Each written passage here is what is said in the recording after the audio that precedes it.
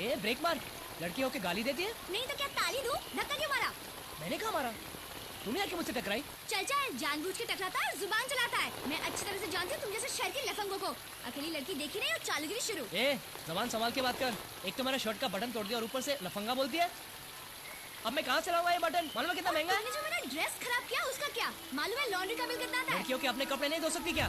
अच्छा, टाइम होता ना तो दिखा देती क्या क्या धो सकती हूँ, समझा ना? अरे पहले अपना मुंह धो के आ जा। चल चल अब निकल यहाँ से। चल चल। देखी तेरे जैसे रोड साइड रूम में, समझा ना? अरे चल तू भी निकल, चल चल चल हट।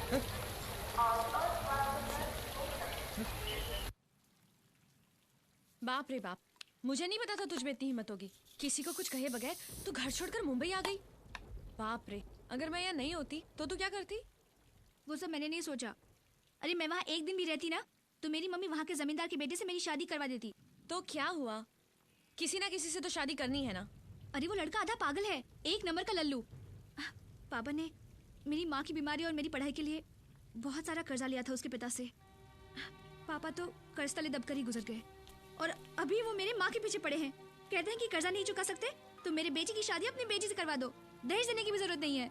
यानी कर्ज की रकम और सूद मिलाकर हुई तेरी जिंदगी। वैसे अब क्या सोचा है?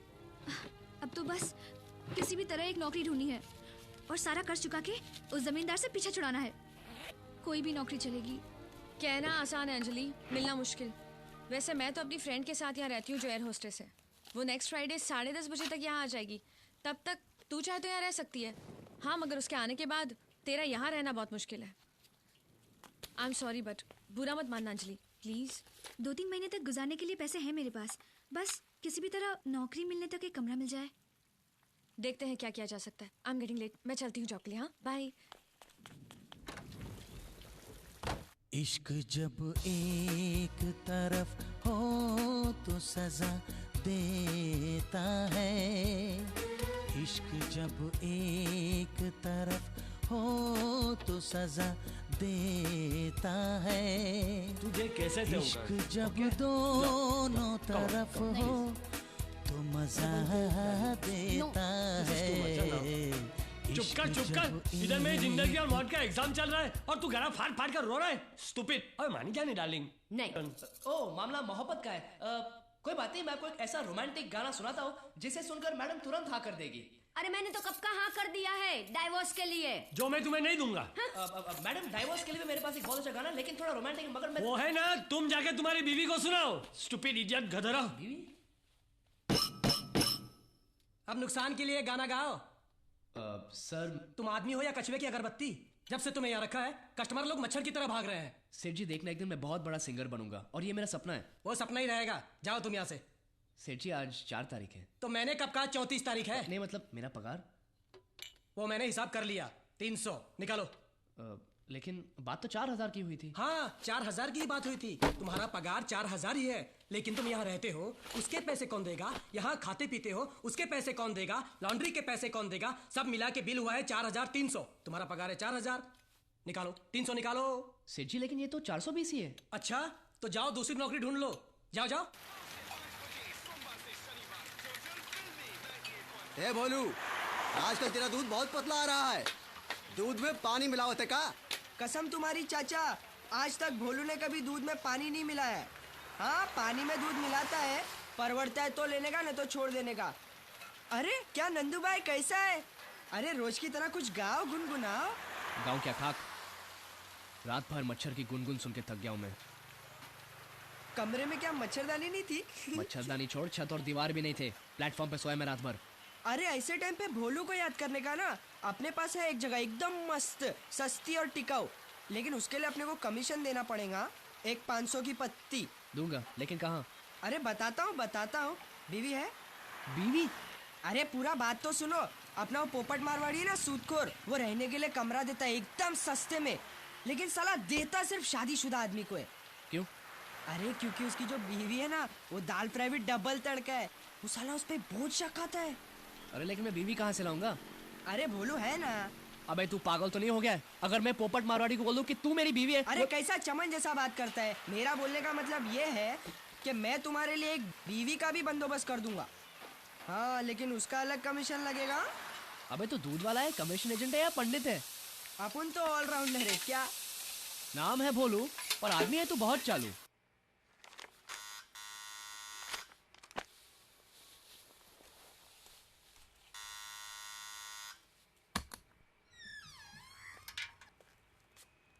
दूसरी दीदी कहाँ है? नहा रही है। जल्दी से पतीला लाकर दूध ले लो, अपन को और भी काम है। बोलू मैं तेरा ही इंतजार कर रही थी। क्यों, क्या हुआ? ये मेरी सहेली है अंजलि, इसे रहने के लिए कमरा चाहिए लेकिन सस्ते भाड़े पे, जरा पता लगाना। हाँ है एक जगह एकदम सस्ते में, लेकिन सिर्फ शादीशुदा लोगों के लिए। शादी बनाया? नहीं, ये यहाँ किसी को नहीं जानती, लेकिन भोलू तो जानता है ना। भोलू मेरा अच्छा हाँ, भोलू। मस्का रहने दो, कमीशन मिलेगा कि नहीं? दूंगी। ठीक है, फिर अपन करता है एक नकली पति का बंदोबस्त। तो तू घर छोड़ने की सोच रहा है? ये ऊपर वाला भी अजीब अजीब गेम खेलता है। एक मैं इस फिराक में हूँ कि कब वो मेरा कबूतर खाना छूट जाए और मैं किसी महल में जाकर टिक जाऊं, और एक तू बना बनाया महल छोड़ रहा है। अगर मेरे जैसा बाप होता ना तो वो महल तुझे कबूतर खाने से भी छोटा लगता। क्या प्रॉब्लम क्या है? यार तेरे को मालूम है, जब से कॉलेज से निकला हूँ तब से मांग रहा हूँ भिखारी की तरह, पैसे दे दो बिजनेस शुरू करना है। यार पैसे की बात करो तो जैसे कुत्ते के दुम पर पैर रख दिया हो, हद हो गई है यार। तो तेरे पास एक ही रास्ता है दोस्त, तू बाप बदल ले। क्या? हाँ, किसी अमीर घर की लड़की को पटा, शादी बना ले और उसकी बाप के जायदाद का वारिस बन जा। पोपट बना रहा है मुझे? मजाक नहीं कर रहा हूँ, मैंने एक लड़की को पटा भी लिया है। वो कचरा किंग तेजा भाई उर्फ कचरा सेठ, नाम सुना है ना उसका? उसकी एकलौती लड़की माधुरी। कचरा सेठ की बेटी और तू अबे औकात में रह के बात कर, उसके लिए और कुछ नहीं, कचरे का डब्बा खरीदने की हैसियत है तुझमें? हैसियत मुझ में तो नहीं है, लेकिन सेठ राधेश्याम तिवारी का बेटा अगर चाहे ना तो कचरे का डिब्बा क्या पूरा कचरा सेठ को खरीद सकता है। कौन तिवारी? वो अंजलि इंडस्ट्रीज का मालिक?